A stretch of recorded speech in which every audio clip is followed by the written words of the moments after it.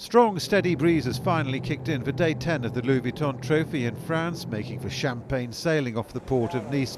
This was the day which decided the semi-finals for the regatta and opened with BMW Oracle Racing up against Azzurra from Italy.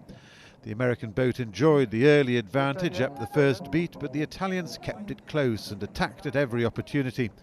Eventually, the Americans misjudged attack and opened the door for Azzurra, the Italians needing no second invitation to seize the lead and round the first mark ahead. BMW Oracle Racing chased hard downwind, but disaster was looming for Gavin Brady at the helm of the American boat. As the kite was being dropped, the boat sailed straight over it. It got worse, the sail wrapping itself around the bow. That handed the race to Azzurra, the jubilant Italians celebrating as they cemented a semi-final berth.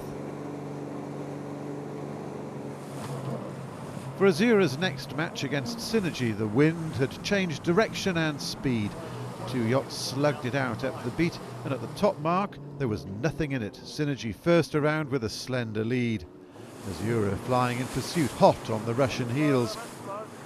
These were the conditions the sailors had been waiting for, and halfway down the course the crews could almost have exchanged notes as all four race boats powered past each other. If Karol Jablonski was feeling the heat, he wasn't showing it as Francesco Bruni waited for the opportunity to attack. It came on the final leg, the Italians ready to roll over the Russians, then disaster. The Jenica on Azzurra blew apart, the boat shuddering as the sail let go and the pressure came off the rig. Azzurra's race was over.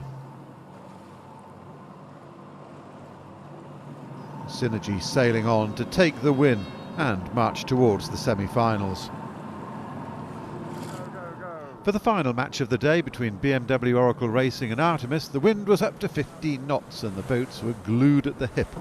On the first beat, Artemis had the slimmest advantage over the American boat, and Gavin Brady at the BMW Oracle helm attacked relentlessly with 18 tacks up the first beat. It paid off as Brady drove around the first mark in front, and while the margin was small, it was about to grow. The Americans stayed out to the left and rode a nice shift to increase their lead before jibing back to cover the Swedish boat.